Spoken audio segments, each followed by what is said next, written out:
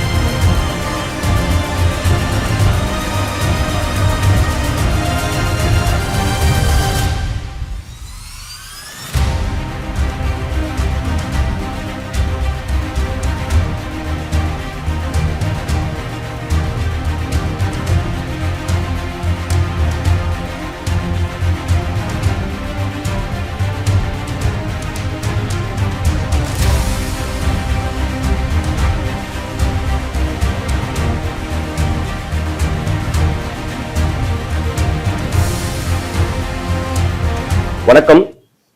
நான் பெருந்தலைவர் மக்கள் கட்சியின் மாநில இளைஞரணி பொருளாளர். இன்னைக்கு நம்ம தலைமை அலுவலகத்துல மார்ஷல் நேசமணி, குமரி தந்தைன்னு சொல்லப்படுற மார்ஷல் நேசமணியோட 131வது பிறந்த நாளை மிக சிறப்பாக மாநில மற்றும் மாவட்ட நிர்வாகிகளோட தலைவர் தலைமையில் கொண்டாடணும். இன்னைக்கு இருக்கிற இளைஞர்கள்ல, அதுவும் இப்போ இருக்க அரசியல் சூழ்நிலை தெரிஞ்சிருக்கும். இந்த மாதிரி ஒரு சூழ்நிலையில பாத்தீங்கன்னா இன்னைக்கு இளைஞர்கள் வந்து நம்ம தமிழகத்துக்காக, தமிழ் மாநிலத்துக்காக போராடின நிறைய பேரை வந்து தெரிஞ்சுக்கிறது கிடையாது. அவங்களுக்கு நாட்டுக்காகவும் மாநிலத்துக்காகவும் போராடினது யாருன்னு கேட்டோம்னா விஜயகாந்த், அர்ஜுன், இந்த மாதிரிதான் சொல்லுவாங்க. ஆனா முக்கியமான வரலாறு என்னன்னு பாத்தீங்கன்னா அப்படியே மாறுபட்டு இருக்கு. அது நிறைய இளைஞர்களுக்கு தெரியறது இல்ல. அப்படி ஒரு முக்கியமான ஒரு நம்ம தமிழகத்துக்காக தன் மிகவும் வீரியமாக போராடி நம்ம தமிழ்நாட்டை வந்து பாத்தீங்கன்னா கேரளா கிட்ட இருந்து மீட் எடுத்ததுல மிகப்பெரிய ஒரு தலைவர் பாத்தீங்கன்னா மார்ஷல் நேசமணி அவர்கள். நம்ம எல்லாருக்குமே தெரிஞ்சிருக்கோம், மொழிவாரியாக மாநிலங்கள் பிரிக்கப்பட்டது 1956. அந்த நேரத்துல பாத்தீங்கன்னா மொழிவாரிய மாநிலம் பிரிக்கப்பட்ட போது மிகப்பெரிய பிரச்சனை நடந்தது. சென்னை யாருக்கு கேரளா எப்படி யாருக்கு எடுத்துட்டு போறது அப்படின்னு மிகப்பெரிய போராட்டம் நடந்தது. அந்த நேரத்துல பாத்தீங்கன்னா முக்கியமா நம்ம சமுதாயத்தை சேர்ந்த இருபெரும் முக்கிய தலைவரோட ஒரு பங்கு வந்து மிகப்பெரியது, தமிழ்நாட்டை மீட்டது. இன்னைக்கு ஒரு தமிழ்நாடு வந்து இப்படி ஒரு சிறந்த மாநிலமா இருக்கு. அது காரணம்னு பாத்தீங்கன்னா நமது சமுதாயத்தை சேர்ந்த 2 முக்கியமான தலைவர்கள் இருக்காங்க. அதுல ஒருத்தர் குமரி தந்தை, அப்புறம் மாப்போசி வந்து எப்படி வந்து ஆந்திரா கிட்ட இருந்து சென்னை வந்து ஆந்திரா கிட்ட போகாம பிரிச்சாரோ, அதே மாதிரி மார்ஷல் நேசமணியும் பாத்தீங்கன்னா கேரளா வந்து பாத்தீங்கன்னா நம்ம கன்னியாகுமரி மாவட்டத்தை மொத்தமா பிரிச்சு அவங்களோட சேர்க்கலாம்னு சொல்லிட்டு மிகப்பெரிய ஒரு போராட்டம் நடந்தது. அண்ட் அவங்களோட வாழ்க்கை முறையும் பாத்தீங்கன்னா ஒரே மாதிரிதான் இருக்கும். நீங்க கன்னியாகுமரி மாவட்டத்தை சேர்ந்தவங்களுக்கும் கேரளா மாவட்டத்தை சேர்ந்தவங்களுக்கும் பாத்தீங்கன்னா வாழ்க்கை முறை ஒரே மாதிரிதான். அதை வச்சு பார்த்து எல்லாம் இந்த கேரளாவோட தான் சேர்ந்து இருக்கணும்னு சொல்லிட்டு அங்க பயங்கரமாக பெய்த ஒரு பிரச்சனை எல்லாம் வரும்போது, அப்போ மொழி வாரியாக நம்ம வந்து தமிழர்கள் நம்ம வந்து தமிழ்நாட்டில் தான் சேர்ந்து இருக்கணும், அதுதான் வந்து மொழி வாரிய மாநிலம் பிரிக்கப்பட்டதுக்கு சரியான ஒரு இதுவா இருக்குன்னு சொல்லிட்டு மிகப்பெரிய போராட்டத்தை நடத்தி அதுக்காக பல இளைஞர்கள் உயிரை விட்டாங்க. சோ அப்படிப்பட்டவரோட பிறந்த நாளை வந்து இன்னைக்கு பிறந்தவர்கள் மக்கள் கட்சி சார்பாக தலைமை அலுவலகத்துல இன்னைக்கு கொண்டாடுறதுல மிகவும் மகிழ்ச்சி அடைகிறோம். நன்றி, வணக்கம்.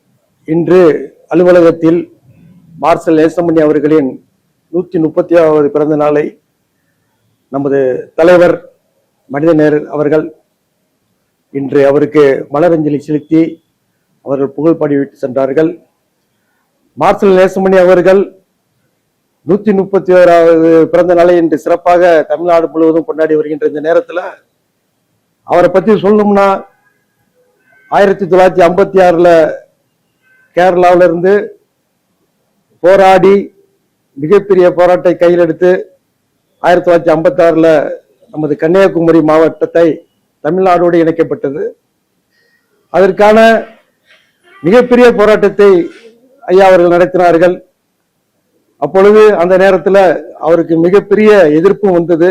அதையெல்லாம் அவங்க சரி செய்து எத்தனையோ இழப்புகளை சந்திச்சு இன்னைக்கு கன்னியாகுமரி நம்ம தமிழ்நாட்டில் இருக்குதுன்னா அது ஐயா மார்சல் நேசமணியுடைய போராட்டம் தான்.